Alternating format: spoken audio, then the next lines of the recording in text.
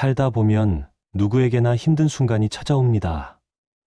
일이 뜻대로 되지 않을 때, 관계에서 상처받을 때, 건강이 좋지 않을 때, 혹은 이유를 알 수 없는 막막함과 우울감에 휩싸일 때가 있습니다. 그럴 때 우리는 어디서 위로와 힘을 얻을 수 있을까요? 오늘 준비한 것은 성경에서 찾을 수 있는 소중한 말씀들입니다. 수천 년 전부터 무수히 많은 사람들에게 희망과 용기를 주었던, 그리고 지금도 여전히 우리의 마음을 어루만져주는 하나님의 말씀들을 함께 나누고자 합니다. 총 10가지의 성경 구절을 통해 삶의 무게에 짓눌린 여러분의 마음이 조금이라도 가벼워지고 새로운 희망을 발견하실 수 있기를 바랍니다. 말씀에 들어가기 전에 좋아요와 구독을 통해 영상 제작에 힘을 보태주시면 정말 감사드리겠습니다. 그럼 시작하겠습니다. 첫 번째 말씀, 하나님의 참된 평안. 요한복음 14장 27절. 평안을 너희에게 끼치노니 곧 나의 평안을 너희에게 주노라. 내가 너희에게 주는 것은 세상이 주는 것과 같이 아니하니라. 너희는 마음에 근심하지도 말고 두려워하지도 말라. 예수님께서 제자들에게 하신 이 말씀은 오늘날 우리에게도 여전히 깊은 위로가 됩니다. 이 말씀의 배경을 살펴보면 예수님은 십자가를 지시기 전 마지막 밤에 제자들과 함께 하시며 이 약속을 주셨습니다. 제자들의 마음은 불안과 두려움으로 가득했을 것입니다. 스승을 잃게 된다는 슬픔과 앞으로 어떻게 살아가야 할지 모르는 막막함이 그들을 짓누르고 있었습니다. 바로 그 순간 예수님은 평안을 너희에게 끼치노니라고 말씀하셨습니다. 이것은 단순한 위로의 말이 아니었습니다. 이것은 하나님의 약속이었습니다. 세상이 주는 평안과 하나님이 주시는 평안은 본질적으로 다릅니다. 세상의 평안은 조건부입니다. 돈이 있을 때, 건강할 때, 모든 것이 순탄할 때만 느낄 수 있는 평안입니다. 하지만 그런 평안은 언제든지 사라질 수 있습니다. 예상치 못한 변화가 생기면 그 평안은 순식간에 불안으로 바뀝니다. 그러나 예수님이 주시는 평안은 완전히 다릅니다. 나의 평안이라고 하신 것에 주목해 보시기 바랍니다. 이것은 예수님 자신이 경험하신 평안을 우리에게 나누어 주신다는 뜻입니다. 예수님의 평안은 어떤 평안이었을까요? 십자가의 고통 앞에서도 흔들리지 않으신 평안이었습니다. 제자들이 모두 도망가고 사람들이 조롱해도 변하지 않으신 평안이었습니다. 심지어 죽음 앞에서도 아버지 손에 내 영혼을 부탁하나이다라고 말씀하실 수 있었던 그 평안입니다. 바로 그 평안을 예수님이 우리에게 주시겠다고 약속하신 것입니다. 이 평안은 환경에 좌우되지 않습니다. 폭풍 속에서도, 어둠 속에서도, 심지어 고통 속에서도 누릴 수 있는 평안입니다. 왜냐하면 이 평안의 근원이 변하지 않는 하나님이시기 때문입니다. 너희는 마음에 근심하지도 말고 두려워하지도 말라는 말씀을 묵상해 봅시다. 우리가 근심하고 두려워하는 이유는 무엇일까요? 미래를 알 수 없기 때문입니다. 내일 무슨 일이 일어날지, 앞으로 어떤 상황에 직면하게 될지 모르기 때문에 불안한 것입니다. 하지만 예수님의 말씀은 단순히 걱정하지 말라는 권유가 아닙니다. 이것은 나를 신뢰하라는 초청입니다. 미래가 불확실해도, 상황이 어려워도 변하지 않는 하나님을 신뢰할 때 우리는 참된 평안을 경험할 수 있습니다. 이 평안을 받는 것은 우리가 억지로 노력해서 만들어내는 것이 아닙니다. 이것은 하나님이 주시는 선물입니다. 우리는 단지 그것을 받기만 하면 됩니다. 어떻게 받을 수 있을까요? 먼저 하나님께 우리의 모든 걱정과 두려움을 맡기는 것입니다. 기도는 단순히 문제 해결을 요청하는 것이 아니라 우리의 마음을 하나님께 의탁하는 것입니다. 그리고 하나님의 약속들을 기억하는 것입니다. 하나님은 우리를 사랑하시고 우리의 필요를 아시며 가장 좋은 것으로 채워주실 분입니다. 그 확신 안에서 우리는 세상이 빼앗아갈 수 없는 평안을 누릴 수 있습니다. 지금 이 순간 여러분의 마음에 근심과 두려움이 있다면 이 말씀을 깊이 묵상해 보시기 바랍니다. 예수님의 평안이 지금 여러분의 마음에 임하기를 기도합니다. 두 번째 말씀, 끊을 수 없는 하나님의 사랑. 로마서 8장 38절에서 39절. 내가 확신하노니 사망이나 생명이나 천사들이나 권세자들이나 현재 일이나 장래 일이나 능력이나 높음이나 깊음이나 다른 어떤 피조물이라도 우리를 우리 주 그리스도 예수 안에 있는 하나님의 사랑에서 끊을 수 없으리라. 혹시 이런 생각을 해보신 적이 있나요? 내가 이런 실수를 했는데도 하나님이 나를 사랑하실까? 내가 너무 부족한데 하나님께서 실망하지 않으실까? 이 말씀은 바로 그런 의심과 두려움에 대한 하나님의 확실한 답변입니다. 사도 바울이 내가 확신하노니라고 시작하는 것에 주목해 보시기 바랍니다. 이것은 추측이나 희망사항이 아닙니다. 바울은 이것을 체험을 통해 확인한 진리로 선언하고 있습니다. 바울이 이 확신을 가질 수 있었던 이유는 무엇일까요? 그는 수많은 고난과 시련을 겪었습니다. 감옥에 갇히고 매를 맞고 죽음의 위험에 수없이 노출되었습니다. 하지만 그런 극한의 상황에서도 하나님의 사랑을 의심하지 않았습니다. 바울은 여기서 상상할 수 있는 모든 극한 상황들을 나열합니다. 사망과 생명, 천사들과 권세자들, 현재와 미래까지. 이 모든 것들이 우리를 하나님의 사랑에서 분리시킬 수 없다고 선언합니다. 사망이나 가 첫 번째로 언급된 것을 보십시오. 우리가 가장 두려워하는 것이 바로 죽음입니다. 그런데 심지어 죽음조차도 우리를 하나님의 사랑에서 끊을 수 없다는 것입니다. 죽음도 하나님의 사랑보다 강하지 못하다는 놀라운 선언입니다. 기품이나라는 표현도 의미가 깊습니다. 이것은 우리가 빠져 있을 수 있는 절망의 깊은 구덩이를 의미합니다. 우울의 깊은 골짜기, 절망의 깊은 바다. 그런 깊은 곳에서도 하나님의 사랑은 우리를 놓지 않으신다는 것입니다. 다른 어떤 피조물이라도라는 표현은 우리가 상상할 수 있는 모든 것을 포함합니다. 심지어 우리가 상상하지 못하는 것까지도 포함합니다. 예상치 못한 팬데믹, 갑작스런 경제적 어려움, 예측할 수 없는 자연재해. 이 모든 것들이 우리를 하나님의 사랑에서 분리시킬 수 없습니다. 그런데 가장 중요한 것은 마지막 부분입니다. 우리 주 그리스도 예수 안에 있는 하나님의 사랑.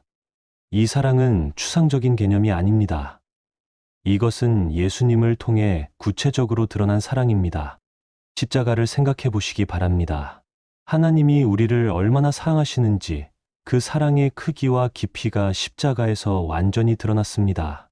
우리를 위해 목숨을 내어주신 그 사랑, 그것이 바로 우리를 절대 놓지 않으시는 사랑입니다. 이 사랑은 우리의 행동에 달려있지 않습니다. 우리가 잘할 때만 사랑하시고 못할 때는 사랑을 거두시는 그런 조건부 사랑이 아닙니다.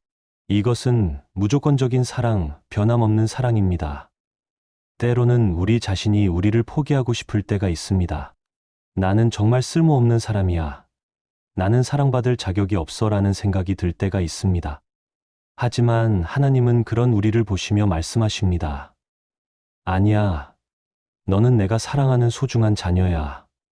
지금 여러분이 어떤 상황에 있든지 이 진리는 변하지 않습니다.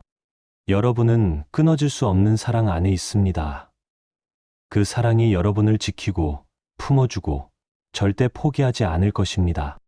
세 번째 말씀, 새 힘을 주시는 하나님. 이사야 40장 31절. 오직 여호와를 앙망하는 자는 새 힘을 얻으리니 독수리가 날개치며 올라감 같을 것이요. 다른 박질하여도 곤피하지 아니하겠고 걸어가도 피곤하지 아니하리로다. 지쳐 쓰러질 것 같은 순간, 더 이상 앞으로 나아갈 힘이 없다고 느껴지는 순간이 있습니다. 바로 그런 때에 이사야 선지자를 통해 주신 이 말씀이 우리에게 새로운 소망을 줍니다.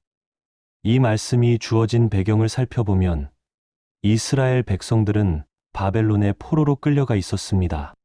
조국을 잃고 성전을 잃고 희망마저 잃어버린 상태였습니다. 그들은 영적으로도 육체적으로도 완전히 지쳐 있었습니다. 바로 그런 상황에서 하나님은 오직 여호와를 앙망하는 자는 새 힘을 얻으리니 라고 약속하셨습니다. 앙망한다는 것이 무엇일까요?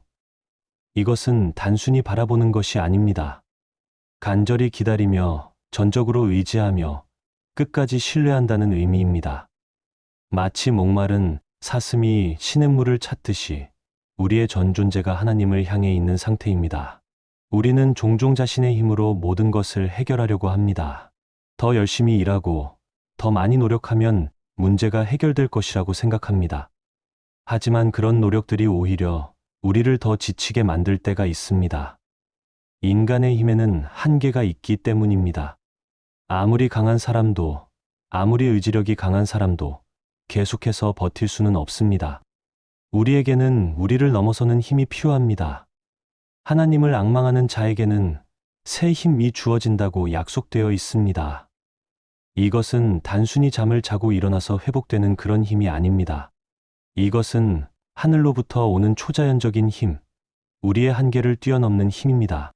독수리가 날개치며 올라감 같을 것이요 라는 표현이 아름답습니다. 독수리는 어떻게 높이 날 수 있을까요?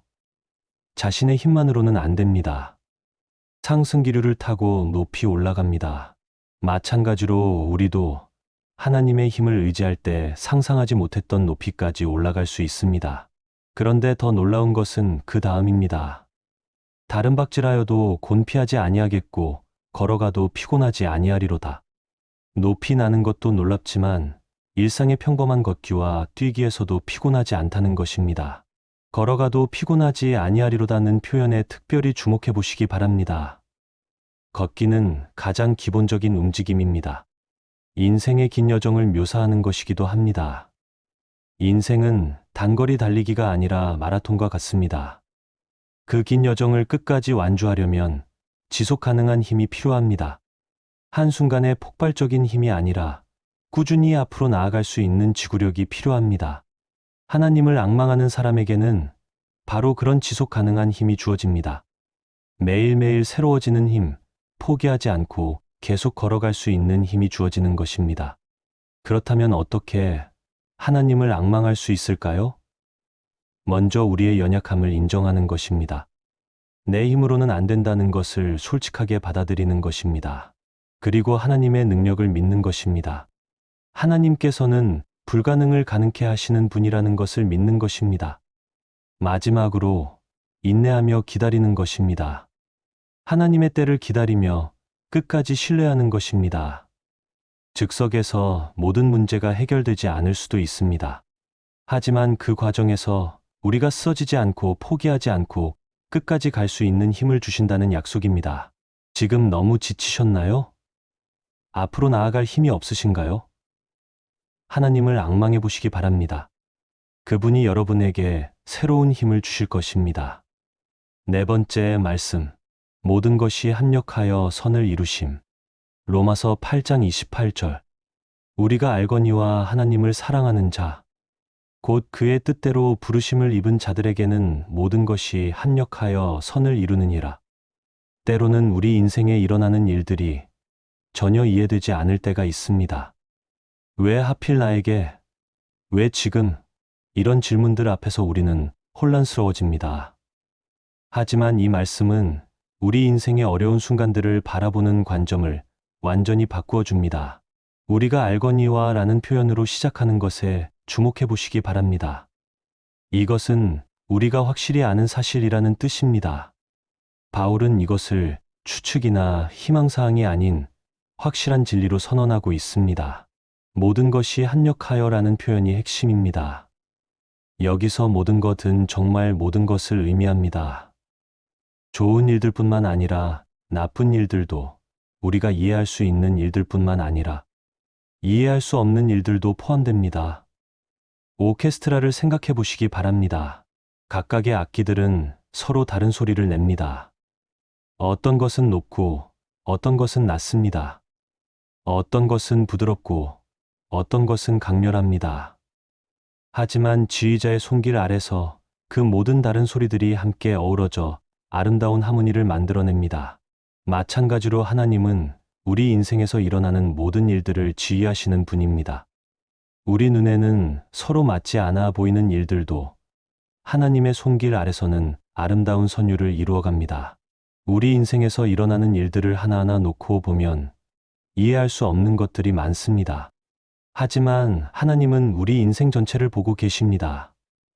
마치 퍼즐의 한 조각만 보면 그것이 무엇인지 알 수 없지만 전체 그림을 보면 그 조각이 어떤 역할을 하는지 알 수 있는 것과 같습니다.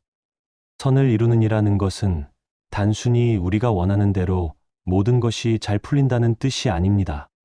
여기서 선은 하나님의 관점에서의 선, 영원한 관점에서의 선을 의미합니다. 성경에서 요셉의 이야기를 보면 이 진리가 어떻게 성취되는지 확인할 수 있습니다. 형들에게 팔려 이집트로 가게 된 것은 당시에는 재앙처럼 보였습니다.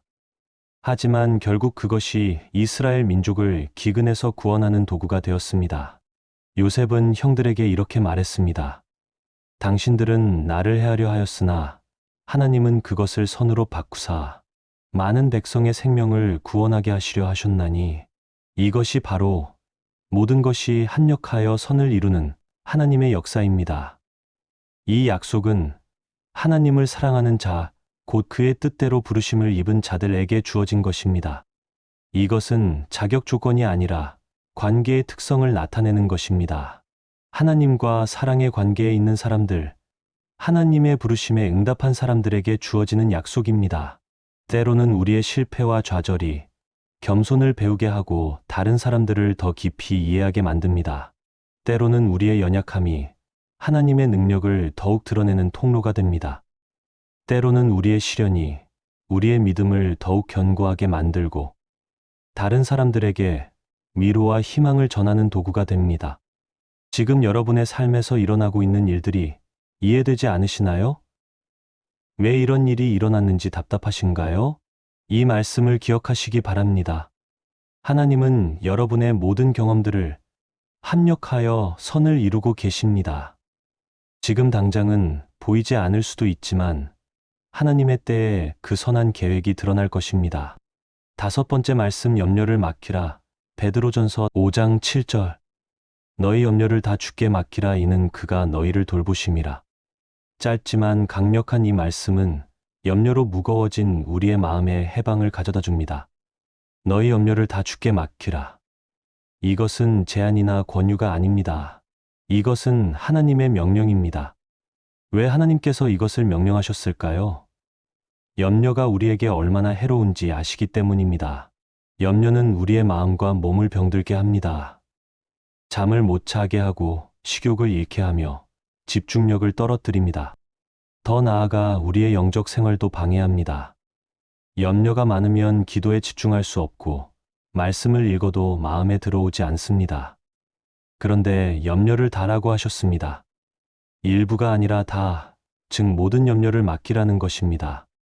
큰 걱정은 물론이고 작은 걱정들까지도 모두 하나님께 맡기라는 것입니다. 우리는 때로 생각합니다. 이런 작은 일로 하나님을 귀찮게 해드려도 될까? 하지만 하나님은 우리의 모든 염려를 받으시기 원하십니다.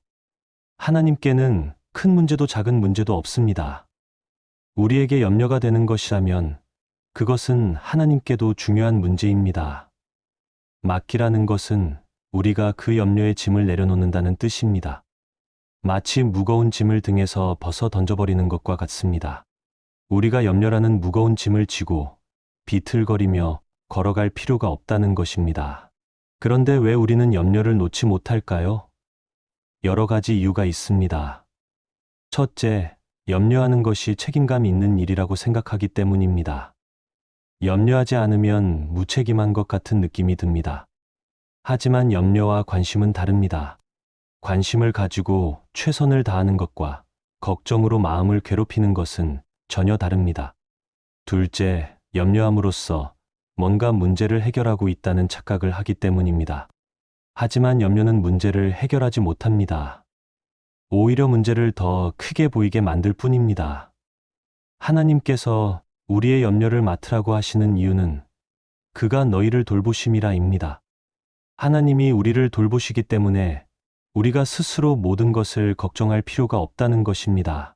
하나님의 돌보심은 어떤 돌보심일까요? 이것은 깊은 관심과 사랑으로 돌보시는 것입니다. 마치 어머니가 자녀를 돌보듯이, 목자가 양을 돌보듯이 세심하고 애정 깊게 돌보신다는 것입니다. 하나님은 우리의 머리카락 수까지도 세고 계시고 우리가 안고 서는 것까지도 알고 계십니다. 하나님은 우리보다 우리를 더 잘 아시고 우리가 필요한 것을 우리보다 먼저 아십니다. 그렇다면 어떻게 염려를 하나님께 맡길 수 있을까요? 구체적으로 기도하는 것입니다. 막연히 하나님 도와주세요가 아니라 구체적인 염려의 내용을 하나님께 털어놓는 것입니다. 하나님, 저는 내일 있을 면접이 너무 걱정됩니다. 하나님, 아이의 건강이 염려됩니다. 하나님, 경제적인 어려움이 두렵습니다. 이렇게 구체적으로 말씀드리는 것입니다. 그리고 감사하는 것입니다. 지금까지 하나님이 어떻게 돌봐주셨는지를 기억하고 감사하는 것입니다. 과거에 하나님이 도와주셨다면 앞으로도 도와주실 것입니다. 염려를 맡긴다는 것은 무책임해지는 것이 아닙니다. 오히려 우리가 해야 할 일은 하되 결과에 대한 걱정은 하나님께 맡기는 것입니다. 우리의 몫과 하나님의 몫을 구분하는 지혜가 필요합니다. 지금 여러분의 마음에 무거운 염려가 있으신가요? 그 염려를 하나님께 던져버리시기 바랍니다. 하나님은 여러분을 사랑하시고 가장 좋은 방법으로 돌봐주실 것입니다. 6번째 말씀, 하나님의 위로. 고린도후서 1장 3절에서 4절. 찬송하리로다. 그는 자비의 아버지시요 모든 위로의 하나님이시며 우리의 모든 환난 중에서 우리를 위로하사 우리로 하여금 하나님께 받는 위로로서 모든 환난 중에 있는 자들을 능히 위로하게 하시는도다. 바울 사도는 하나님을 모든 위로의 하나님이라고 소개합니다. 이 표현 속에는 깊은 의미가 담겨 있습니다. 자비의 아버지라는 표현부터 살펴보겠습니다. 여기서 자비는 깊은 동정심과 긍휼을 의미합니다. 마치 어머니가 아픈 자녀를 보며 마음 아파하는 것과 같은 깊은 사랑입니다. 하나님은 우리의 고통을 보고 그냥 지나치시지 않습니다. 우리와 함께 아파하시고 우리의 상처에 마음을 두십니다. 모든 위로의 하나님이라는 표현도 주목할 필요가 있습니다. 하나님은 위로의 근원이십니다. 세상의 모든 참된 위로는 하나님으로부터 나옵니다. 친구의 따뜻한 말 한마디, 가족의 포옹, 자연의 아름다움을 통해 받는 위로, 이 모든 것의 궁극적인 근원은 하나님이십니다. 우리의 모든 환난 중에서라는 표현에 주목해 보시기 바랍니다. 하나님의 위로는 선택적이지 않습니다. 어떤 종류의 고통인지, 얼마나 큰 고통인지에 상관없이 하나님은 우리를 위로해 주십니다. 질병의 고통도, 경제적 어려움도, 관계의 갈등도, 외로움도, 모든 환난 가운데서 하나님의 위로를 경험할 수 있습니다. 하나님의 위로는 어떤 특징이 있을까요? 첫째, 개인적입니다. 하나님은 각 사람의 필요에 맞는 위로를 주십니다. 어떤 사람에게는 평안을, 어떤 사람에게는 용기를, 어떤 사람에게는 희망을 주십니다. 둘째, 적시적입니다. 하나님은 우리가 가장 필요한 때에 위로를 주십니다. 너무 이르지도 너무 늦지도 않게 정확한 때에 위로가 찾아옵니다. 셋째, 치유적입니다. 하나님의 위로는 단순히 기분을 좋게 해주는 것이 아니라 상처를 치유해 줍니다. 마음의 상처, 영혼의 상처까지도 회복시켜 주십니다. 넷째, 변화를 가져옵니다. 하나님의 위로를 받은 사람은 이전과 달라집니다. 더 성숙해지고, 더 지혜로워지며, 더 사랑이 깊어집니다. 그런데 이 말씀에서 가장 아름다운 부분은 마지막 구절입니다. 우리로 하여금 하나님께 받는 위로로서 모든 환난 중에 있는 자들을 능히 위로하게 하시는도다. 하나님의 위로는 우리에게서 끝나지 않습니다. 우리가 받은 위로가 다른 사람들에게도 흘러가게 하십니다. 고통을 겪어본 사람만이 같은 고통을 겪는 사람의 마음을 진정으로 이해할 수 있습니다. 이혼을 경험해 본 사람이 이혼의 고통으로 힘들어하는 사람을 위로할 수 있고, 질병을 알아본 사람이 같은 병으로 고생하는 사람에게 희망을 줄 수 있습니다. 하나님은 우리의 고통을 헛되게 버려두지 않으십니다. 그 고통을 통해 우리를 더 깊이 있는 사람으로 만드시고 다른 사람들을 위로할 수 있는 사람으로 만드십니다. 이것이 바로 하나님의 지혜이고 사랑입니다. 때로는 우리가 받은 상처가 우리만의 것이 아니라는 것을 깨닫게 됩니다. 하나님은 우리의 경험을 사용하셔서 더 많은 사람들에게 위로와 희망을 전하게 하십니다. 이렇게 볼 때 우리의 고통도 의미가 있고 가치가 있다는 것을 알 수 있습니다. 지금 힘든 시간을 보내고 계신가요? 하나님은 모든 위로의 하나님이십니다. 그분이 여러분을 위로해 주실 것입니다. 그리고 언젠가는 여러분이 받은 그 위로가 다른 누군가에게 전해지는 아름다운 일이 일어날 것입니다. 7번째 말씀, 하나님의 공급하신 빌립보서 4장 19절. 나의 하나님이 그리스도 예수 안에서 영광 가운데 그 풍성한 대로 너희 모든 쓸 것을 채우시리라. 바울 사도가 빌립보 교회에게 확신의 찬 어조로 선언한 이 말씀은 우리의 모든 필요에 대한 하나님의 약속입니다. 나의 하나님이라는 표현으로 시작하는 것이 의미 깊습니다. 바울은 하나님을 추상적인 존재가 아니라 개인적인 관계 속에서 경험한 살아계신 하나님으로 고백하고 있습니다. 이것은 바울이 실제로 경험한 하나님의 신실하심에 기초한 확신입니다. 하나님의 공급은 무엇에 기초하고 있을까요? 그리스도 예수 안에서 영광 가운데 그 풍성한 대로라는 표현이 그 답을 줍니다. 하나님의 모든 약속과 축복은 예수 그리스도를 통해 우리에게 주어집니다. 예수님이 우리와 하나님 사이의 다리 역할을 하시며 우리가 하나님의 자녀로서 모든 좋은 것들을 받을 수 있게 하셨습니다. 영광 가운데 그 풍성한 대로라는 표현이 놀랍습니다. 하나님의 공급은 하나님의 영광스러운 풍성함에 기초합니다. 인간의 한계나 지구의 자원에 제약받지 않는 무한하신 하나님의 풍성함에서 나오는 공급입니다. 풍성한 대로라는 것은 넘치도록 풍족하게 주신다는 뜻입니다. 하나님은 인색하지 않으십니다. 겨우 버틸 정도로만 주시는 것이 아니라 풍성하게, 넉넉하게 주십니다. 마치 부모가 자녀에게 줄 때 아낌없이 주는 것과 같습니다. 너희 모든 쓸 것을 이라는 표현에서 쓸 것은 필요를 의미합니다. 단순히 원하는 것이 아니라 정말로 필요한 것들을 의미합니다. 하나님은 우리의 진정한 필요가 무엇인지 아시고 그것들을 채워주십니다. 이 필요는 물질적인 것만을 의미하지 않습니다. 물론 의식주와 같은 기본적인 필요도 포함하지만 정서적인 필요, 영적인 필요도 모두 포함합니다.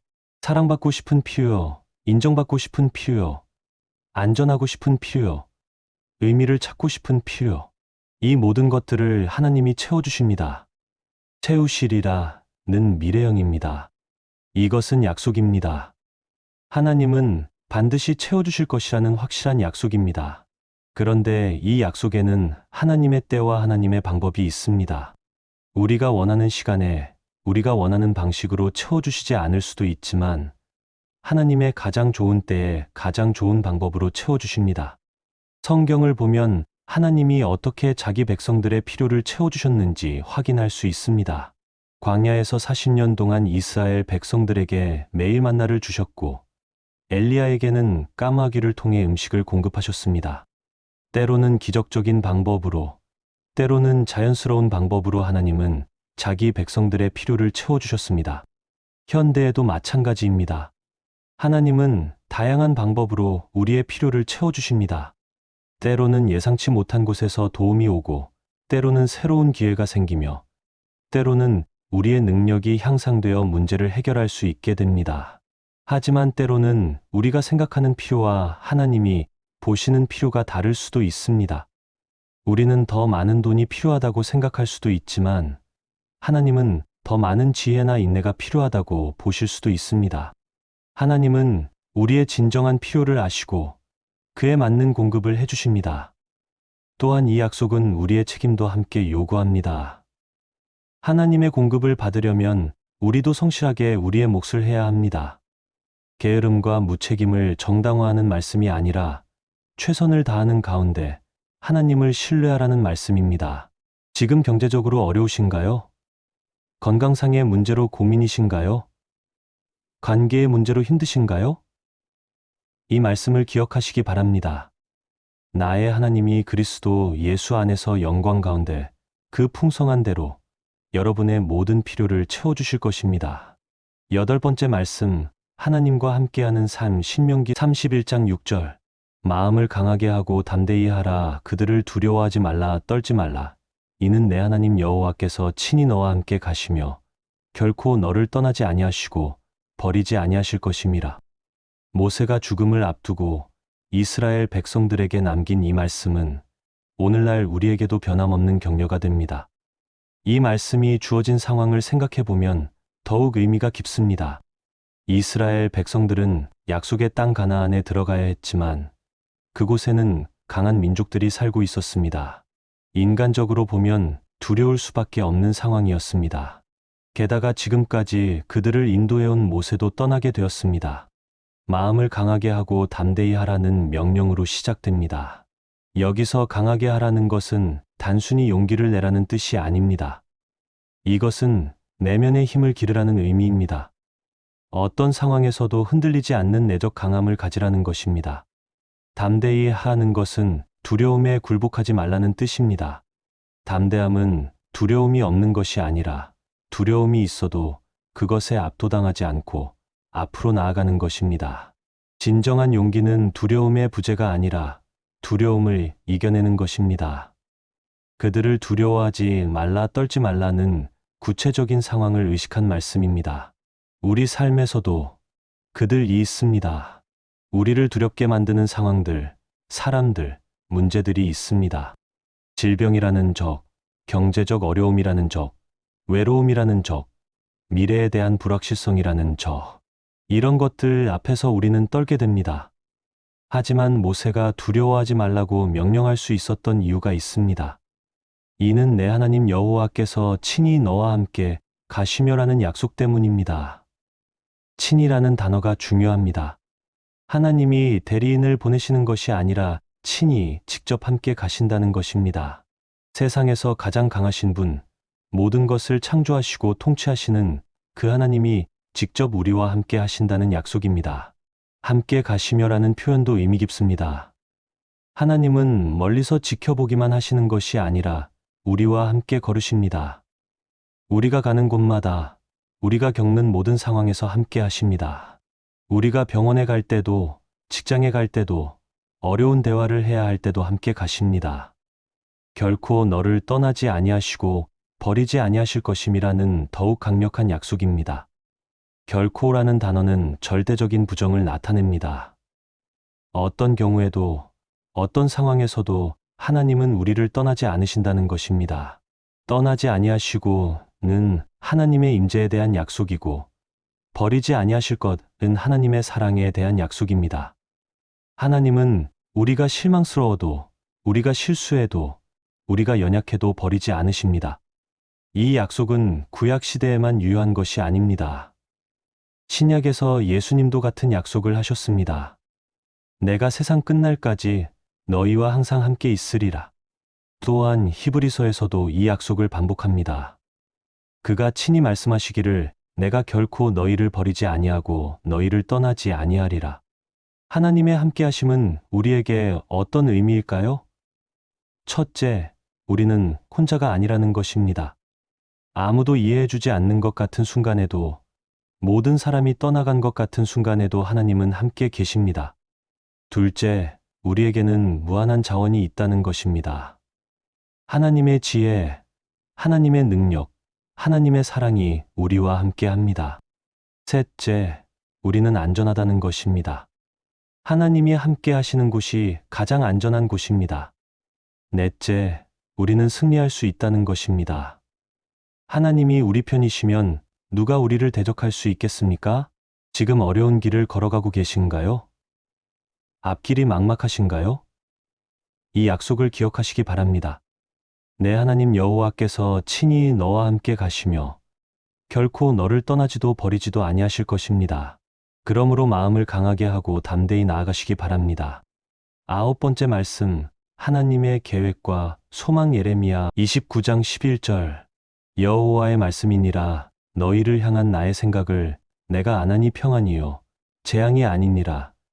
너희에게 미래와 소망을 주는 것이니라. 바벨론 포로로 끌려간 이스라엘 백성들에게 주신 이 말씀은 절망적인 상황에서도 희망을 잃지 말라는 하나님의 위로입니다. 여호와의 말씀이니라로 시작하는 것은 이것이 인간의 추측이나 위안이 아니라 하나님의 확실한 약속임을 강조합니다. 하나님이 직접 말씀하시는 것이므로 반드시 이루어질 것입니다. 너희를 향한 나의 생각을 내가 아나니라는 표현이 감동적입니다. 하나님은 우리를 향한 생각이 있으십니다. 그것도 막연한 생각이 아니라 구체적이고 명확한 생각입니다. 하나님은 우리 각자를 향한 특별한 계획과 목적을 가지고 계십니다. 여기서 생각이라는 단어는 히브리어로 마하샤보디인데 이것은 단순한 생각이 아니라 깊이 숙고한 계획을 의미합니다. 하나님의 생각은 즉흥적이거나 변덕스럽지 않습니다. 영원 전부터 계획하시고 준비하신 완전한 설계도입니다. 평안이요 재앙이 아니니라는 하나님의 계획의 성격을 보여줍니다. 하나님은 우리를 해하려 하지 않으십니다. 오히려 우리에게 평안을 주시려 합니다. 여기서 평안은 히브리어로 샬롬인데 단순한 평화가 아니라 완전함, 온전함, 형통함을 의미합니다. 때로는 하나님의 계획이 우리 눈에는 재앙처럼 보일 수도 있습니다. 바벨론 포로도 그랬습니다. 하지만 하나님의 관점에서는 그것조차도 더 큰 평안을 위한 과정이었습니다. 하나님은 이스라엘을 징계하시고 회개하게 하셔서 더 큰 축복으로 인도하시려는 계획을 가지고 계셨습니다. 너희에게 미래와 소망을 주는 것이니라는 하나님 계획의 목적을 보여줍니다. 하나님의 모든 계획은 우리에게 미래를 주고 소망을 주기 위한 것입니다. 미래라는 단어는 히브리어로 아리지인데 이것은 단순히 시간적 미래가 아니라 결국, 마지막, 최종 결과를 의미합니다. 하나님은 우리에게 좋은 결말을 보장해 주신다는 뜻입니다. 지금이 어려워도 결국은 좋게 끝날 것이라는 약속입니다. 소망은 히브리어로 티크와인데 이것은 기대, 희망을 의미합니다. 하나님은 우리에게 절망이 아닌 소망을 주기 원하십니다. 현재가 아무리 어려워도 더 나은 미래에 대한 희망을 품을 수 있게 하십니다. 이 말씀이 주어진 상황을 생각해 보면 더욱 의미가 깊습니다. 바벨론 포로들은 조국을 잃고 성전을 잃고 모든 것을 잃은 상태였습니다. 인간적으로는 미래가 전혀 보이지 않는 절망적인 상황이었습니다. 하지만 하나님은 바로 그런 상황에서 미래와 소망의 메시지를 주셨습니다.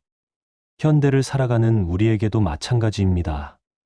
때로는 모든 것이 무너진 것 같고 앞이 보이지 않는 것 같은 순간들이 있습니다. 건강을 잃었을 때, 직장을 잃었을 때, 사랑하는 사람을 잃었을 때, 그런 순간에 미래에 대한 소망을 품기가 어렵습니다. 하지만 하나님의 계획은 변하지 않습니다. 하나님은 여전히 우리를 향한 좋은 계획을 가지고 계십니다. 현재의 어려움이 하나님의 계획을 무효화시키지 못합니다. 오히려 그 어려움조차도 하나님의 계획 안에서 의미 있게 사용됩니다. 하나님의 계획을 신뢰한다는 것은 맹목적으로 모든 것을 받아들인다는 뜻이 아닙니다.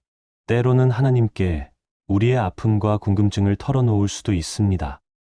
하지만 그러면서도 하나님의 선하신 의도를 믿고 하나님의 때를 기다리는 것입니다.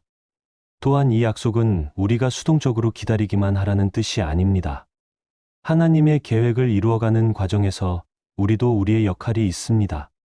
기도하고 순종하며 최선을 다하는 가운데 하나님의 계획이 성취되는 것입니다.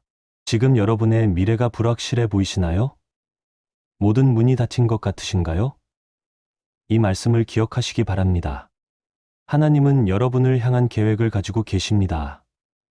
그 계획은 평안이요, 재앙이 아닙니다. 여러분에게 미래와 소망을 주시는 것입니다. 10번째 말씀, 하나님의 능력 안에서 에베소서 3장 20절. 우리 가운데서 역사하시는 능력대로 우리가 구하거나 생각하는 모든 것에 더 넘치도록 능히하실 이에게. 바울 사도가 에베소 교회를 위한 기도를 마치면서 선언한 이 말씀은 하나님의 무한하신 능력에 대한 찬양입니다. 우리 가운데서 역사하시는 능력대로라는 표현이 핵심입니다. 이것은 하나님의 능력이 이론적인 것이 아니라 실제로 우리 삶 속에서 역사하고 있다는 뜻입니다. 하나님의 능력은 멀리 하늘에만 있는 것이 아니라 바로 우리 가운데서 우리 안에서 활동하고 계십니다. 역사하시는 이라는 단어는 원어로 에네르게오인데 여기서 에너지라는 단어가 나왔습니다. 하나님의 능력은 정적인 것이 아니라 역동적으로 움직이는 능력입니다. 끊임없이 활동하고 변화를 만들어내고 새로운 것을 창조해내는 살아있는 능력입니다. 이 능력은 창조의 능력입니다. 하나님은 없는 것을 있게 하시고 죽은 것을 살리시며 불가능을 가능케 하십니다. 우리의 상황이 아무리 절망적으로 보여도 하나님의 능력 앞에서는 새로운 가능성이 열립니다. 우리가 구하거나 생각하는 모든 것에라는 표현을 보면 하나님은 우리의 기도와 생각을 아십니다. 우리가 입으로 표현한 기도뿐만 아니라 마음속 깊은 곳의 생각까지도 모두 아시고 계십니다. 우리가 감히 입 밖에 내지 못한 기도, 우리가 상상조차 하지 못한 것들까지도 하나님은 알고 계십니다. 더 넘치도록 이라는 표현이 놀랍습니다. 하나님의 능력은 우리의 기대를 뛰어넘습니다. 우리가 구한 것보다 더 많이, 우리가 생각한 것보다 더 크게, 우리가 상상한 것보다 더 풍성하게 역사하십니다. 하나님의 능력에는 한계가 없습니다. 능히 하실 이에게라는 표현에서 능히는 원어로 두나마이인데 이것은 가능성이 아니라 확실성을 나타냅니다. 하나님은 할 수도 있다가 아니라 반드시 하실 수 있다는 뜻입니다. 하나님에게는 불가능이 없습니다. 하나님의 능력은 어떤 영역에서 나타날까요? 신체적 치유의 영역에서도, 정서적 회복의 영역에서도, 관계 회복의 영역에서도, 경제적 공급의 영역에서도, 영적 성장의 영역에서도 나타날 수 있습니다.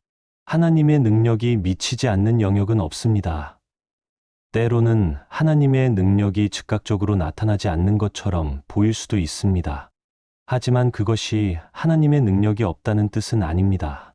하나님은 최적의 때에 최선의 방법으로 그 능력을 나타내십니다. 우리의 시간표와 하나님의 시간표가 다를 수 있지만 하나님의 능력은 변하지 않습니다. 또한 하나님의 능력을 경험하기 위해서는 믿음이 필요합니다. 믿음은 하나님의 능력을 제한하는 것이 아니라 그 능력이 우리 삶에 흘러들어올 수 있는 통로 역할을 합니다. 예수님도 고향에서는 사람들의 믿지 않음으로 인해 많은 능력을 행하지 못하셨습니다. 그렇다면 우리는 어떻게 하나님의 능력을 더 경험할 수 있을까요? 첫째, 하나님의 능력을 인정하는 것입니다. 하나님이 전능하신 분이라는 것을 믿고 고백하는 것입니다. 둘째, 우리의 한계를 인정하는 것입니다. 내 힘으로는 안 된다는 것을 솔직하게 받아들이는 것입니다. 셋째, 기도하는 것입니다. 기도는 하나님의 능력을 끌어내리는 통로입니다.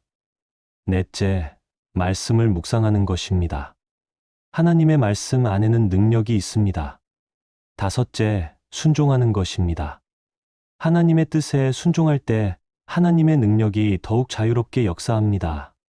지금 불가능해 보이는 상황의 직면에 계신가요?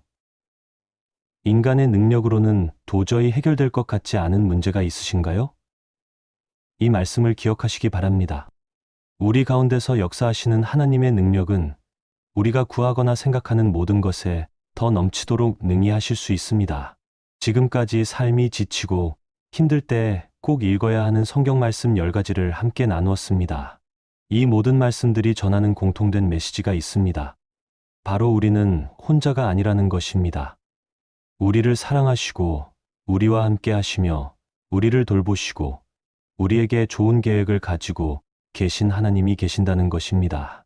어떤 상황에서도 하나님의 사랑은 변하지 않습니다. 어떤 어려움 속에서도 하나님의 능력은 여전히 우리와 함께 합니다.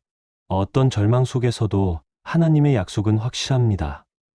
오늘 이 말씀들이 여러분의 마음에 위로가 되고 새로운 힘이 되기를 기도합니다. 그리고 앞으로 힘든 순간이 찾아올 때마다 이 말씀들을 기억하시기 바랍니다. 또한 댓글을 통해 여러분이 받은 은혜를 많은 분들과 함께 나눠보시기 바랍니다. 하나님의 평안과 사랑과 능력이 여러분과 함께 하시기를 축복합니다. 감사합니다.